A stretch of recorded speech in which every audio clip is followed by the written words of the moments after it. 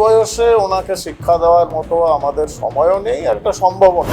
আমার যেন এরকম দুর্ভাগ্য কোনোদিন না হয় যে আমাকে মমতা ব্যানার্জির কাছ থেকে প্রোটোকল শিখতে হয়। উনি তো ভারতবর্ষের স্বরাষ্ট্রমন্ত্রীকেও হোদল কুটকুট বলেছে, উনি ভারতবর্ষের প্রধানমন্ত্রীকে গুন্ডা বলেছে। স্বাধীনোত্তর ভারতবর্ষে ওনার মতো ধূর্ত রাজনীতিবিদ এখনো অব্দি হয়নি। মুখ্যমন্ত্রী যখন শেখ শাহজাহানকে জাস্টিফাই করেন যে শেখ শাহজাহান সমাজসেবী, অভিষেক বন্দ্যোপাধ্যায় যখন বলেন যে কি করেছে শেখ শাহজাহান, স্যার আমরা আর পারছি না, বিক্ষোভ একটা বিদ্রোহের মুখে রয়েছে পশ্চিমবঙ্গ পুলিশ। আমি এটাকে ঠিক অধঃপতন বলবো না, এই জন্য বলবো না কারণ যার যা শিক্ষা, গ্রুমিং, বিবেচনা বুদ্ধি, সংবিধান বা রাষ্ট্রের প্রতি শ্রদ্ধা, এগুলোর উপর ডিপেন্ড করে যে তার কি ব্যবহার হবে। এখন মানে সত্যি করে বলতে কি, এখন আমরা তো আর বয়স্ক শিক্ষা কেন্দ্র খুলিনি যে ৭৫ বছর বয়সে একজন মহিলাকে আমরা শিক্ষা দিতে যাবো বা বোঝাবো যে সহবত কাকে বলে, প্রোটোকল কাকে বলে, সংবিধানের বাধ্যবাধকতাগুলো কাকে বলে। এখন উনি যদি রাষ্ট্রপতির সঙ্গে অন্যান্য কাউকে ঘুরিয়ে ফেলেন, সেটা ওনার সীমাবদ্ধতা। আর এই বয়সে ওনাকে শিক্ষা দেওয়ার মতো আমাদের সময়ও নেই আর একটা সম্ভাবনা। যদি শিক্ষা দেওয়ারই হয় সেটা বাংলার মানুষ দেবে, মে মাসে সেটা উনি বুঝতে পারবেন যে শিক্ষাটা কতটা সুদৃঢ় হয়েছে এবং শিক্ষা উনি পাবেন, কোনো সন্দেহ নেই। মুখ্যমন্ত্রী তো কোনো ব্যক্তি নয়, মুখ্যমন্ত্রী সংবিধানের শপথ নেওয়া একজন নির্বাচিত রাজ্যের প্রধান, প্রশাসনিক প্রধান। আইন অনুযায়ী রাজ্যের প্রশাসনিক প্রধান, কারণ ঘটনাচক্রে উনি আবার পশ্চিমবঙ্গের স্বরাষ্ট্রমন্ত্রী। এটা কিন্তু স্বরাষ্ট্র মন্ত্রকের দায়িত্ব হচ্ছে প্রোটোকল। ওটা আমি জানিয়ে রাখি, আমি প্রায় দীর্ঘ 7 বছর আমার এনএসজি টেনিওরে আমি বিভিন্ন কেন্দ্রীয় স্বরাষ্ট্রমন্ত্রী যেমন mister LK Advani, mister Rajesh pilot বা SV চৌহান, ইন্দ্রজিৎ গুপ্ত, আমি এদের সিকিউরিটি লিয়াজো অফিসার ছিলাম এনএসজির তরফ থেকে। তো আমরা বিভিন্ন রাজ্যে তো যেতাম, রেগুলারই সফর হতো। প্রোটোকল ব্যাপারটা আমি খুব ভালো বুঝি অনেকের থেকে, কারণ আমরা প্রোটোকল দেখেছি। ইউনিয়ন হোম মিনিস্টারের জন্য কি প্রোটোকল, প্রধানমন্ত্রীর জন্য কি প্রোটোকল বা রাষ্ট্রপতির জন্য কি প্রোটোকল, সেটা আমি সম্যক ধারণা রয়েছে। সেটা আমার যেন এরকম দুর্ভাগ্য কোনোদিন না হয় যে আমাকে মমতা ব্যানার্জির কাছ থেকে প্রোটোকল শিখতে হবে। এখন ব্যাপারটা হচ্ছে উনি কোনটাকে গুরুত্ব দেবেন, কোনটা থেকে রাজনৈতিক ডিভিডেন্ড তোলার চেষ্টা করবেন, কোনটাকে তুচ্ছতাচ্ছিল্য করবেন। উনি তো ভারতবর্ষের স্বরাষ্ট্রমন্ত্রীকেও হোদল কুটকুট বলেছেন, উনি ভারতবর্ষের প্রধানমন্ত্রীকে গুন্ডা বলেছেন, উনি আমাদের প্রাক্তন কেন্দ্রীয় রাষ্ট্রীয় সভাপতি মিস্টার নাড্ডাকে, জেপি নাড্ডাকে নাড্ডা খাড্ডা গাড্ডা এসব বলেছেন। এটা ওনার স্বভাব। এখন দেখো 72 বছরের একজন মহিলা, তার যে 72 বছরের জীবন, ওনার যা শিক্ষা, ওনার যা গ্রুমিং, ওনার যা পারিপার্শ্বিকতা, ওনার যে আশপাশের লোকজন, সেগুলো তো আমরা বদলাতে পারবো না এই বয়সে। তো ঠিক আছে, এগুলো আমরা ইগনোর করছি, এটা লজ্জার ব্যাপার। কারণ এইগুলো আজকাল সারা সর্বভারতীয় ছেড়ে দাও, সারা পৃথিবীতে ইলেকট্রনিক মাধ্যম, সমাজ মাধ্যমের মাধ্যমে ছড়িয়ে পড়ছে।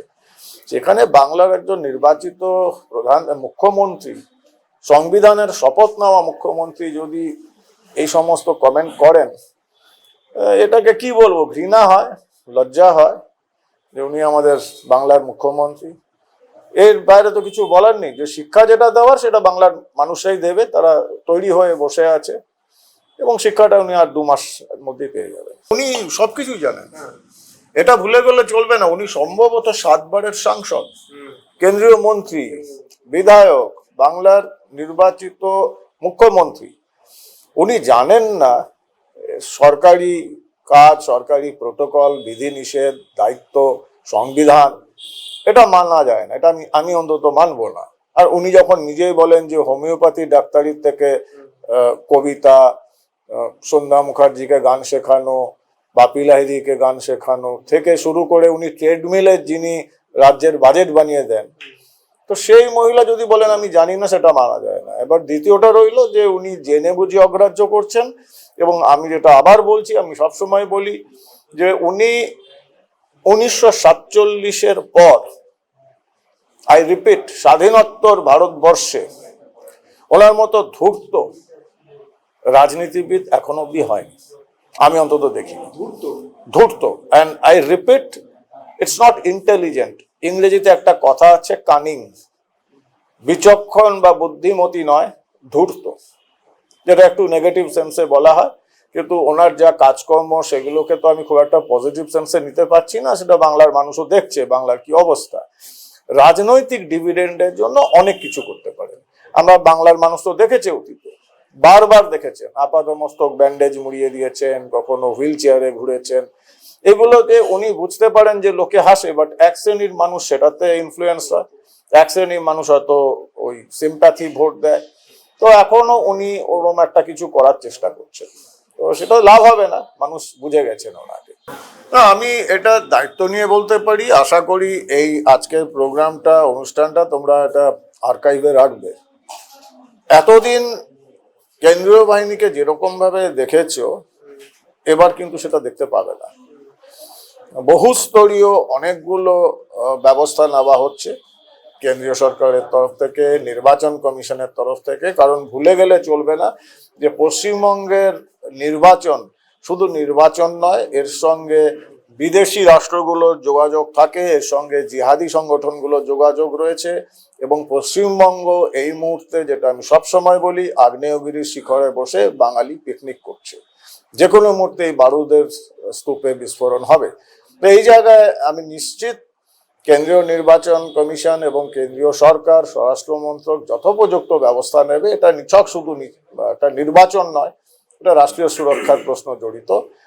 এইবার এই গুন্ডা বাহিনী কিছুই করতে পারবে না, এটা আমি গ্যারান্টি দিয়ে জোর দিয়ে বলছেন, আমি বলছি, এবং এটাকে রেকর্ডটাকে আর্কাইভে রেখো, এবং আমি আশা করব নির্বাচনের পরে এটা তোমরা আবার রিপিট টেলিকাস্ট করবে। মানে এটা কি পোস্ট পোল নাকি প্রি পোল বলছে?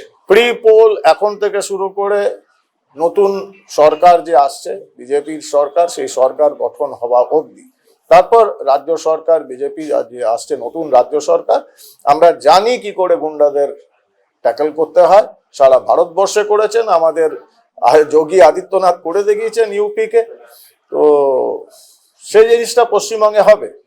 আপনি আজকে বাংলায় একটা সাইকেল বাইরে রাখলে 10 মিনিট পরে সাইকেল চুরি হয়ে যাচ্ছে।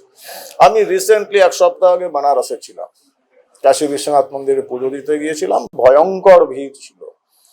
আমি বারবার পকেটে একবার হাত দিয়ে দেখছি, কারণ আমার পার্সটা রয়েছে পেছনে। তো আমার সঙ্গে 2-1 পুলিশের কর্মী, তারা আমাকে খুব হেল্প করেছিলেন, আমি এখন পুরনো পরিচয় দিয়েছিলাম। তো আমি পার্সে হাত দিচ্ছি বলে উনি বললেন যে क्या देख रहे हैं सर? बोले नहीं, जेब में पर्स है, इतना भीड़। बोले नहीं नहीं सर, आप बाबा के राज्य में आए हैं, कुछ नहीं होगा। तो আমি বললাম যে বাবা বিশ্বনাথ, বলে নেই, উনি তো আছেন বাবা যোগী আদিত্যনাথ, যাকে বাবা বলছে আজকে ইউপির লোক। বলে এখানে আপনি টাকা ভর্তি ওয়ালেট ছেড়ে দিন রাস্তায়, কোনো ক্রিমিনালের ক্ষমতা হবে না এই ওয়ালেটটা তুলবে। মানে এটা কি আনুগত্য নাকি সুশাসন, কোনটা? সুশাসন। আনুগত্য ক্রিমিনালরা কেন আনুগত্য দেখাবে? না, পুলিশ যখন বলছে, পুলিশ বলছে, এবং এটা ঘটনা, আমি তো শুধু পুলিশের কথা দিয়ে বলছি না, এটা তো পশ্চিমবঙ্গে আমরাও করব, বিজেপিও সরকারে আসছে, বিজেপি করবে। আমরা চোখের সামনে, আমি আপনাকে একটা এক্সাম্পল দিচ্ছি, আমার কথা বিশ্বাস করবেন না, আপনি প্লিজ গুগলে যান, গুগল সার্চ করুন। বছর 15-20 আগে মুলায়ম সিং যাদব তখন উত্তরপ্রদেশের মুখ্যমন্ত্রী, আচ্ছা ছবি আছে ভাইরাল, গুগলে সার্চ করলেই পেয়ে যাবেন। এবং তখন উত্তরপ্রদেশের একজন অন্যতম, সারা ভারতবর্ষের অন্যতম কুখ্যাত মাফিয়া ছিল আতিক আহমেদ। তার নামে 180খানা মার্ডার কেস হয়েছে। আতিক আহমেদের একটা কেস যখন এলাহাবাদ হাইকোর্টে ওঠে, পরপর 11 জন বিচারপতি তারা ডিনাই করেন যে এই কেসে আমরা ইনভলভ হব না, প্রাণের ভয়, বিচারপতিরা। সেই আতিক আহমেদের একটা গ্রেট ডেন, উনি খুব কুকুর প্রেমী, তো ওরা একটা গ্রেট ডেন কুকুর ছিল। প্রকাশ্য মঞ্চে মুলায়ম সিং হাঁটু গেড়ে বসে, মুখ্যমন্ত্রী হাঁটু গেড়ে বসে ওই কুকুরের সঙ্গে হ্যান্ডশেক করছেন, এটার ভাইরাল ছবি রয়েছে, পেয়ে যাবেন। এবং বলবো যে আপনারা রিসার্চ করে বার করে নিন, নাহলে আমি পাঠিয়ে দেবো, আমার এই বক্তব্যের সঙ্গে ওই ছবিটাও দেখিয়ে দেবেন। একটা মেসেজ যায়, সমস্ত উত্তরপ্রদেশ পুলিশে কে এই হচ্ছে। আতিকের মতো একটা ক্রিমিনালের কুকুরের সঙ্গে হ্যান্ডশেক করছেন মুখ্যমন্ত্রী হাঁটু গেড়ে বসে। তো সেই মুখ্যমন্ত্রী পদে যখন আদিত্যনাথ আসলেন এবং যোগী আদিত্যনাথ বিধানসভায় দাঁড়িয়ে বলেছিলেন এই আতিক এবং আতিকের মতো মাফিয়াদের সম্পর্কে যে मैं मिट्टी में मिला दूंगा, এবং উনি কিন্তু মিট্টি মে মিলা দিয়েছেন, মিশিয়ে দিয়েছেন। আতিক ধ্বংস, আতিকের যাবতীয় সম্পত্তি ধ্বংস, বুলডোজার বাবা এমনিতে নামটা আসেনি। পশ্চিমবঙ্গের মুখ্যমন্ত্রী যখন শেখ শাহজাহানকে জাস্টিফাই করেন যে শেখ শাহজাহান সমাজসেবী, অভিষেক বন্দ্যোপাধ্যায় যখন বলেন যে কি করেছে শেখ শাহজাহান, তখন একটা মেসেজ যায় ডাউন দ্য লাইন পুলিশের কাছে। তার জন্য বাংলার পুলিশ তারা টেবিলের নিচে লুকায়। পুলিশের জুনিয়র লেভেলের, নিচু লেভেলের বহু লোকের সঙ্গে আমার রাস্তাঘাটে দেখা হয়, ব্যক্তিগত স্তরে বহু আইপিএস এর সঙ্গে আমার ব্যক্তিগত আলাপ, যারা অফ দ্য রেকর্ড আমাকে বলে আমরা আর পারছি না, আমরা শুনি, কি করবো, চাকরি করছি। নিচু স্তরের কর্মীদের সঙ্গে তো আমার খুব একটা আলাপ নেই, কিন্তু রাস্তাঘাটে যেখানে দেখা হয় মিডিয়ার দৌলতে আমার মুখটা ওরা চেনে, নিজেরা এসে বলেন যে স্যার আমরা আর পারছি না। বিক্ষোভ একটা বিদ্রোহের মুখে রয়েছে পশ্চিমবঙ্গ পুলিশ। এই ব্যবস্থাটা বদলে যাবে যখন সুশাসন আসবে, যেটা উত্তরপ্রদেশে এসেছে। এটা আমরা বাংলায় আনবো। বাংলায় আমাদের যে প্রায়োরিটি গুলো রয়েছে তার মধ্যে একটা অন্যতম প্রায়োরিটি হচ্ছে এই অবস্থাটার পরিবর্তন আমাদের আনতে হবে, আইন শৃঙ্খলার পরিবর্তন আনতে হবে। এবং পুলিশ এমন একটা ডিপার্টমেন্ট যেখানে আমরা বলি পার্কুলেটিং ডাউন, ওপর থেকে যে অর্ডারটা আসবে সেটাই পার্কুলেট হয়ে একদম নিচু স্তরে যায়, যারা এক্সিকিউট করে সেটা হবে, অচিরেই হবে, 2 মাস পরে দেখতে পাবেন। সো পোস্ট পোল ভায়োলেন্স নিয়ে আমি একদমই চিন্তিত নই, প্রি পোল ভায়োলেন্স নিয়েও চিন্তিত নই, এবং পোলিং বা ইলেকশন যখন চলবে সেটা নিয়েও আমি চিন্তিত নই।